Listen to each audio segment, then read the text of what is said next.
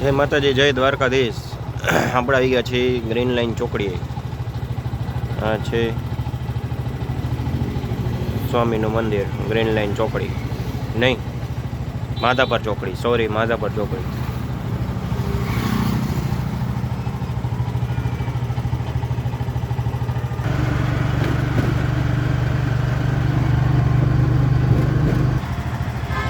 એવો છે માધાપર ચોકડી.